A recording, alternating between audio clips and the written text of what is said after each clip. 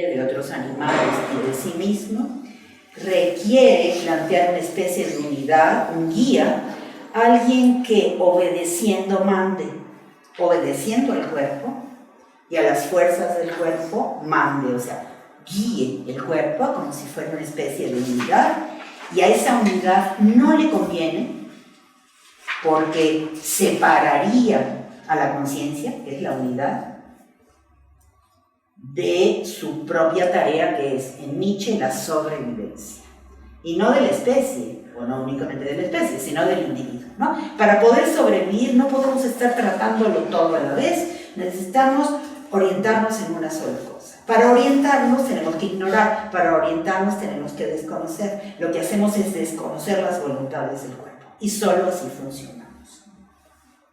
Pero hay un asombro detrás de esto. Esa unidad que se le olvida de dónde viene y que actúa en realidad como siervo de las distintas voluntades del cuerpo para sobrevivir, casi en todo momento, excepto cuando lo restringe, cuando lo excluye, no deja de asombrarse de estos poderes o estas capacidades del cuerpo.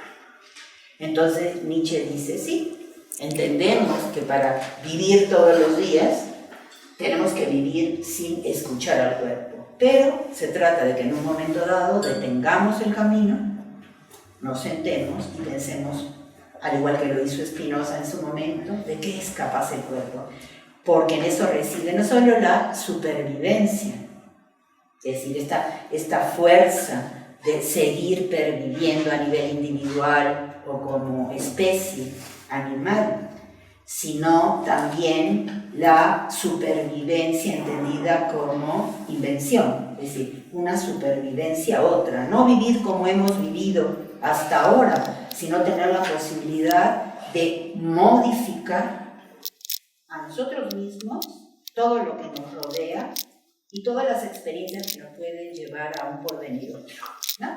Entonces, habrá momentos en que tengamos que detenernos y entonces sí aprender a escuchar el cuerpo, que es lo más extraño. O sea, hemos aprendido a escuchar otras cosas, hemos aprendido a escuchar a los otros, desde la inteligencia, desde el conocimiento, cuando el conocimiento se instala bajo la figura de un sujeto de conocimiento y le pregunta al mundo que le rodea qué eres, ¿no? Y cómo funciona. Y lo que estaría diciéndonos ambos autores, tanto Spinoza como Nietzsche, leídos también en clave contemporánea, es, ojo, que tenemos que aprender a interrogar, empezando por por la ignorancia que acabo de explicar en términos muy generales, que opina de ella Nietzsche, es decir, es parte de nuestra propia supervivencia. Somos ignorantes, pero tenemos que serlo. O sea, quien es ignorante es la conciencia. El cuerpo nunca es ignorante, pero tenemos que aprender a escucharlo.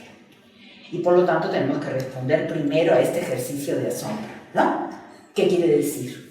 Que nos dejemos asombrar, que no pensemos el cuerpo a través de un vocabulario conceptual o epistémico que haya sido pensado desde la razón, ¿sí? Por lo tanto, nuestro asombro implica cuestiones prácticas. No solo es un sentimiento, ¿no? Es un proceder, es un procedimiento. Uno, oponernos a la abstracción y por lo tanto a la idealización.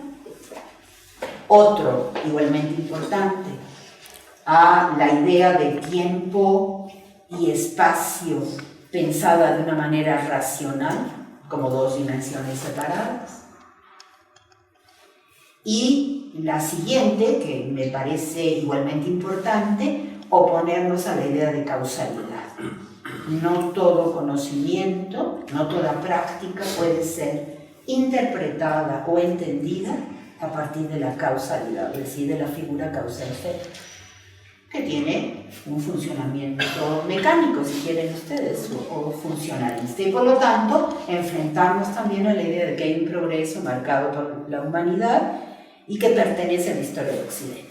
Hay mucho más mundo, mucha más humanidad y mucha más animalidad más allá de la historia de Occidente que nos ha sido contada y que nos han intervenido desde la más tierna infancia a partir de lenguajes determinadas, pero también formas de sensibilidad determinada para suponer que solo existe un progreso de la humanidad, ¿no? Entonces, aquí está el tema del asombro, que no lo debemos olvidar, y que implica este procedimiento: poner en cuestión, intentar un pensamiento que no sea causal, que plantee otra manera de entender el tiempo y que plantee otra manera de entender el espacio. Y por supuesto, que ponga en cuestión cuando hay procesos de idealización. Sería el otro tema que tendríamos que arrancar de la pregunta de qué es capaz un cuerpo. ¿A qué nos referimos con capacidad? ¿A qué nos referimos quizá con posibilidad? ¿O a qué nos referimos sin más con la idea de poder? Por una parte, esta fuerza es una fuerza de cambio. O sea, cuando decimos poder, decimos posibilidad de transformación, pero no seguridad en la transformación. Es decir, que hablemos de poder, no hablamos de un poder que sea siempre exitoso, por un lado o por otro, porque no se lo va a poder medir con una idea de progreso asumido previamente, que ya está escrito en la historia de Occidente, o en la historia de la humanidad, o en la historia del mundo, ¿sí? Entonces, posibilidad es una posibilidad que se puede realizar como se puede no realizar, y que sus resultados nos pueden seguir asombrando. No sabíamos que podíamos llegar hasta ahí, en relación con el cuerpo y con el pensamiento del cuerpo, todo lo que el cuerpo puede hacer. Entonces, eso por una parte. Claro, sería interesante que también nos diéramos a la tarea, de una manera deconstructiva o de una manera crítica, de reformular entonces qué queremos decir con poder. Sin duda, poder no es, o sea, no lo podemos reducir a dominación, aunque en algunos momentos se ha hecho en el pensamiento occidental, sobre todo cuando nos queremos acercar, junto con el tema del cuerpo y la tecnología, al tema de lo político o al tema de la historia. Entonces tenemos la mala costumbre de reducir poder o fuerza, no a posibilidad, ¿no? Una posibilidad abierta, no contenida ni por causalismo ni abstracción ninguna, o a una idea de progreso y por lo tanto de un tiempo determinado o de una espacialidad determinada, sino que reconozcamos que este poder tendría que ser redefinido a partir de los procesos de invención, y donde hay invención de sí, hay tecnologías. Por lo tanto, poder, más que tener esta característica político-reductiva de dominación únicamente, se refiere a tecnología, y dentro de la tecnología a esta otra figura que mencioné hace un rato, prótesis. Lo interesante de este tipo de figuras es, y por lo tanto del poder, es que no son figuras singulares, pero no individuales. O sea, lo que está detrás de la transformación del poder no son figuras meramente de un sujeto individual, como nos hemos concebido.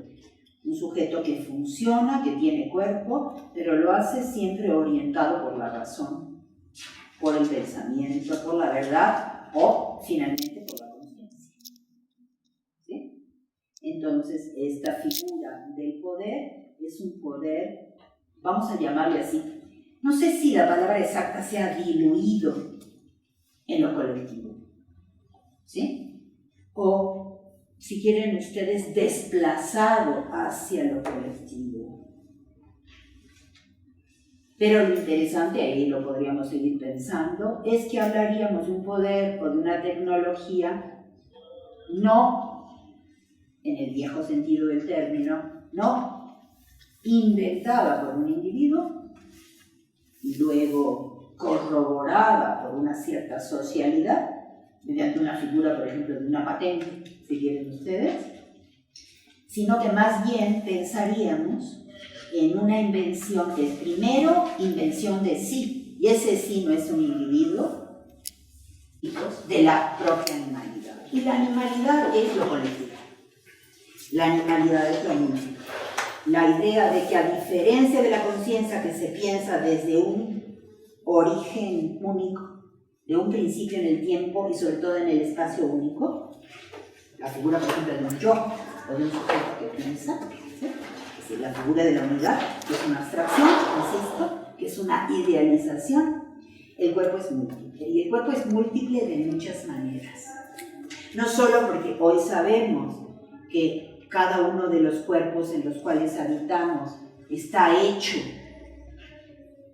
no solo de varios órganos, de varios sistemas que tienen sus propias estrategias para seguir vivos, para seguir sobreviviendo, sino incluso sistemas que no podríamos decir que son humanos, sin los cuales no seríamos humanos.